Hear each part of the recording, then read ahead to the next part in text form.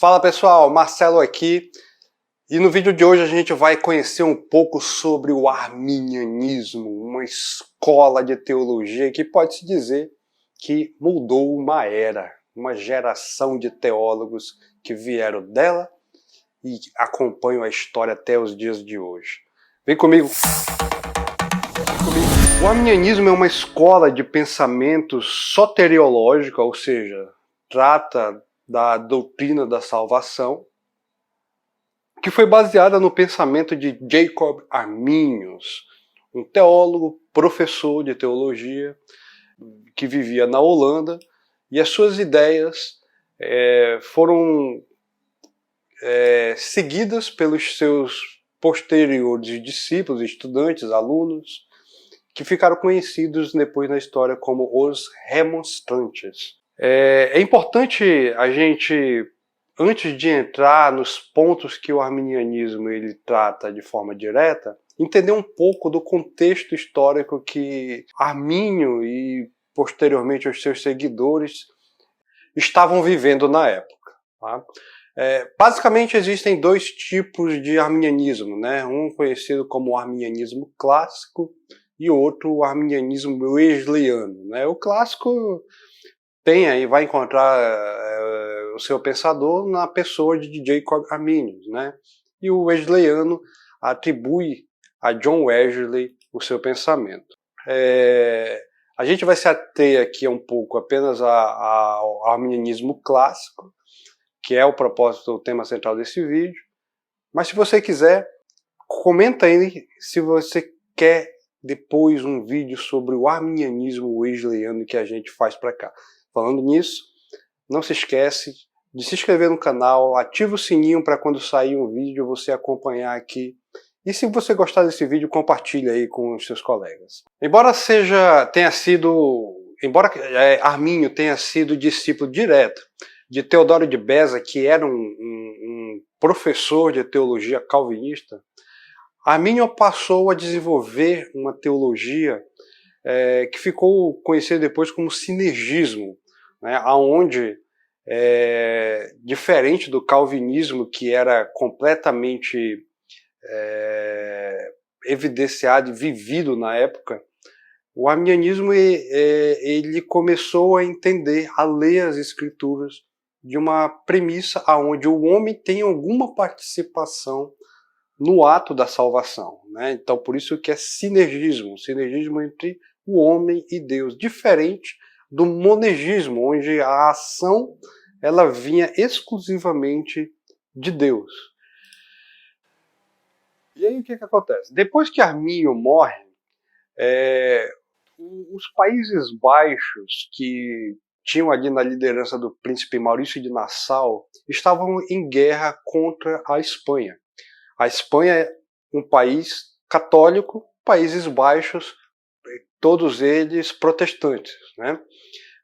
O calvinismo naquela época falava para o príncipe Nassau que apenas o calvinismo poderia trazer uma vitória, uma potencial vitória para o príncipe, né? E o príncipe Nassau, então, ele começou a interferir nas teologias, destituindo, por exemplo, todos os arminianos de cargos políticos que ocupavam, né? Teve arminiano que foi executado, teve arminiano que foi preso. O conflito teológico ele atingiu uma tamanha proporção que levou a igreja a convocar um sínodo nacional da igreja reformada, né, em Dort. Esse sínodo ele foi tão importante para a teologia que dividiu, né, essas duas linhas teológicas aí com o passar do tempo. Foi um sínodo que teve cerca de 154 reuniões que perduraram aí por quase 6 meses. Né? As discussões elas envolviam exclusivamente então remonstrantes, os discípulos de Armínio, arminianos, iam para esse sínodo defender a sua teologia, e neste sínodo eram praticamente réus, onde os juízes e a promotoria eram os calvinistas. Então, um dos assuntos principais do sínodo era justamente a predestinação incondicional defendida pelo calvinismo e a predestinação condicional que era defendida pelo arminianismo, né? Ao término desse sínodo, os arminianos eles acabaram sendo condenados como hereges a partir daí houve um rompimento onde eles passaram a abrir as suas igrejas nos Países Baixos, exclusivamente arminianas, né? Então, tanto o arminianismo quanto o calvinismo, ele ficou conhecido como 5 pontos, né? Cada teologia tem 5 pontos em prol de sua defesa. Os 5 pontos do arminianismo, eles defendem, em primeiro lugar, a capacidade humana, o livre-arbítrio, né? Ou seja, todos os homens, sejam pecadores, ainda são livres para aceitar ou recusar a salvação que Deus ele oferece. É aquela coisa lá de Romanos 3:23, né? Todos pecaram. Todos estão destituídos da glória de Deus. Mas o arminianismo acredita que existe ali uma capacidade humana para o homem decidir se ele quer ou não aceitar a esse Deus e a sua salvação. O segundo ponto é a eleição condicional, ou seja, é o contrário do que defende o calvinismo, né, que é uma eleição incondicional. No arminianismo, essa eleição é condicional, ou seja, Deus elegeu homens que ele previu, né, isso é chamado de graça preveniente. Eu não vou entrar aqui nos pormenores da graça preveniente, porque só ela dá um vídeo inteiro. Mas Deus ele previu através do seu conhecimento, ou seja, Deus é onipotente, onisciente, onipresente, sabe de tudo já, do presente, passado e futuro. Ele já viu quem iria aceitá-lo como seu Senhor e Salvador. E a isso os arminianos eles atribuem a então predestinação. O terceiro ponto então é a expiação ilimitada, ou seja, Jesus ele morreu na cruz por todos. É aquela coisa de João 3,16, né? Deus amou o mundo de tal maneira que deu o seu Filho unigênito para que todo aquele que nele crê não pereça, mas tenha vida eterna. Esse versículo ele é muito utilizado pelos arminianos para defender a sua tese de uma expiação ilimitada, né? Jesus ele derramou seu sangue por todos, de forma completamente deliberada.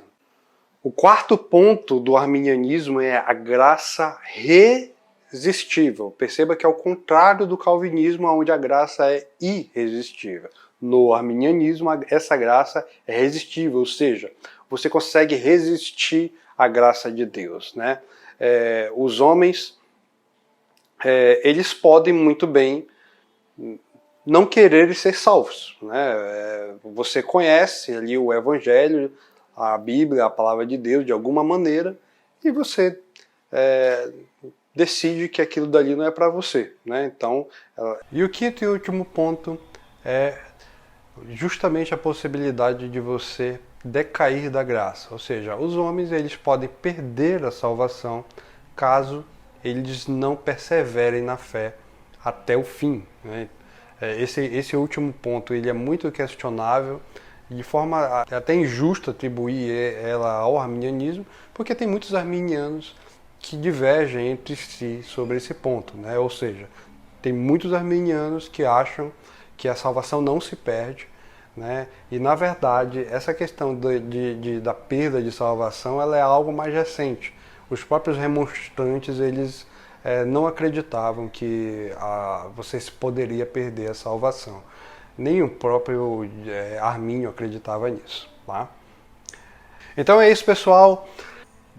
No próximo vídeo a gente vai estudar um pouco sobre os 5 pontos do calvinismo, tá? E a partir disso, então, em posse dos 2 vídeos, você vai conseguir diferenciar essas 2 linhas teológicas que são tão importantes para a nossa história teológica. Valeu, pessoal, até a próxima!